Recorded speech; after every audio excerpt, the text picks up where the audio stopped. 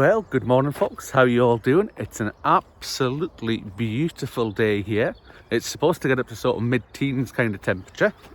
But as you might be able to see behind us there on the verge there, we're still getting really low temperatures overnight. It was down to about -2 or something last night, so we're still getting frosts round and about. So those tender little plants are still staying inside just for now. Anyway, for today we've got a little bit of a different job to do. Some of you who follow the channel might be aware that I've got this ongoing battle with the blooming rabbits that hang around here.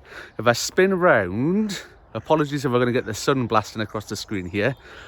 You can see my plot here. We're right on the very southern edge of this whole site, and there's a bank there that's been formed over years and years and years of people taking the sort of the top layer off the plots, and it gets dumped over there. Now all the rabbits have made a lovely nice little home for themselves in there, which is absolutely brilliant. They come out and they sort of run about and they're all lovely to watch and things like that, but I'm clearly incapable of building a half decent fence. And for the last, I don't know, probably the last 12 months since I've had this plot, there must be a gap or gaps in it somewhere. I've tried having a look and I can't really see them. And the rabbits are somehow getting in, and they come in and they like to nibble on all the different stuff that I've put out. For example, again, if I spin around, I had to make that sort of netted monstrosity that's just there to go around the broad beans that I put out to stop the rabbits coming and eating that. So I've got something different.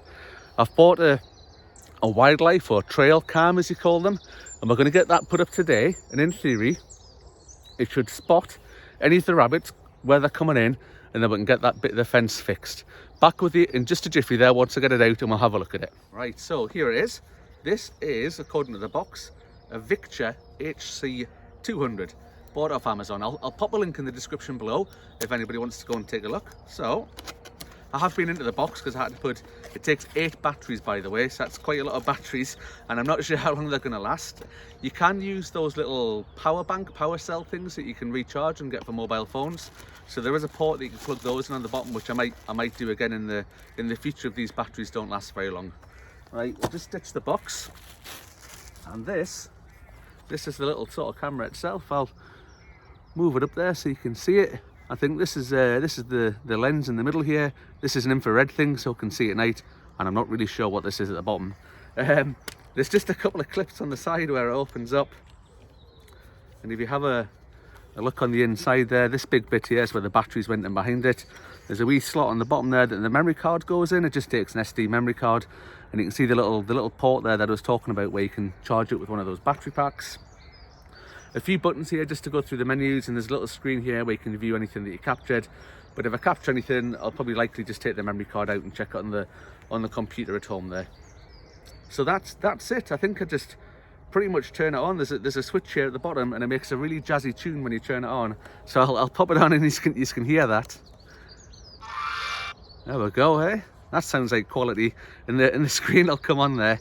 But I think the next thing I need to do is decide on the plot whereabouts it's going to go. And I would like to put it high up so it can sort of capture things, but I don't really have anywhere decent to put it. So I might I'm pointing down there, see if you can see. Obviously you can't see, but just down here is where the wheelbarrow lives.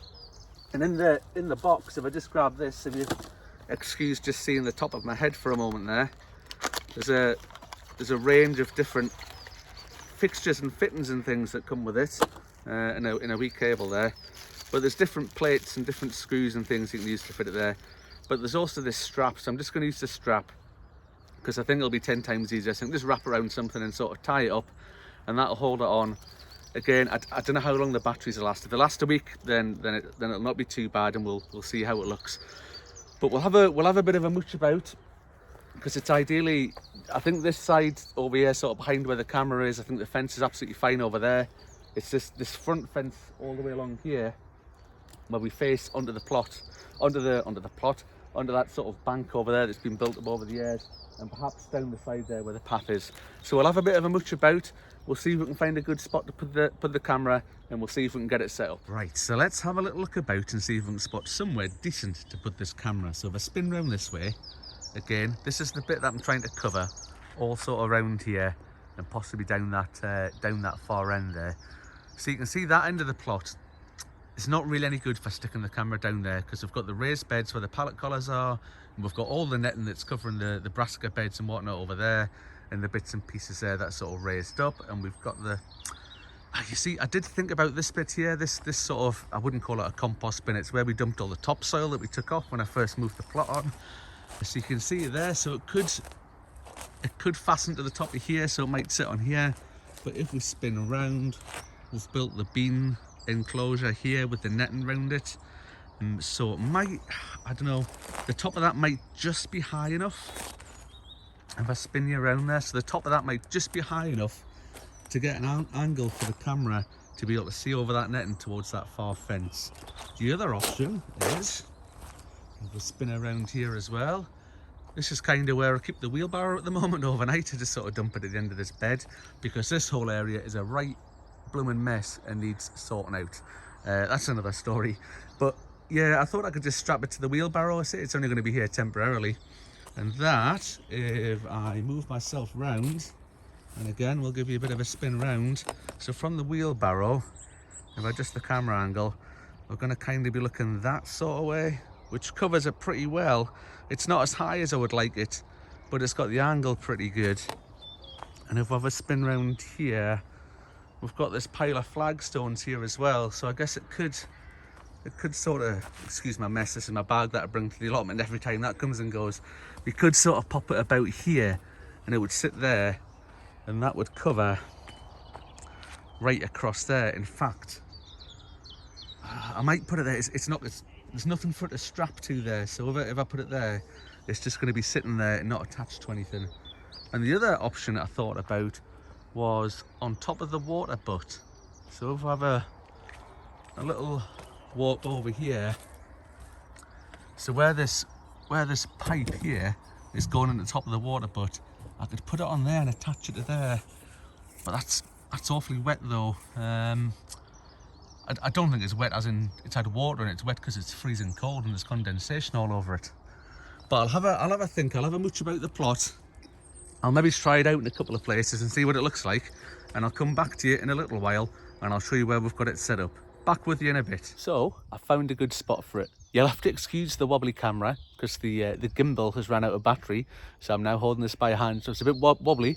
I apologise for that, but what I'm going to do is I'm just going to have a wee wander over here, and if I spin around, I'm going to squint because I'll not be able to see because of the sun. I've just popped it on top of the water butt there, so I tried to do something clever with this pallet. You can see over there, that didn't work out at all. Terrible idea. So we've popped it on top of the water butt there. That gives us the best angle. So if I spin around to show you pretty much what the camera is going to be looking at, I'll pop it up there. Right, this is right next to the camera, so you can see it's going to cover all that part of the fence at the front there and some of the side where my big head's covering up. So that will hopefully give us what we need, and it'll show us where the rabbits are coming in the fence. And I can guarantee you, now that I've put that in place, there'll not be a single blooming rabbit comes in here, will there, till next year when I've put it away in a box somewhere and cannot find it again. Anyway, that's that job done for today. If you want to keep up with how we're getting on the channel, you want to see if we find any rabbits coming in or out and what's going on, please give us a subscribe. And if you hit the little notification bell, that'll give you an alert, a little pop-up thing to tell you when there's a new video out to say if we've found anything or not. Anyway, hope you all enjoy the rest of your day. That's me off now. I shall see you again in the next one. Bye for now.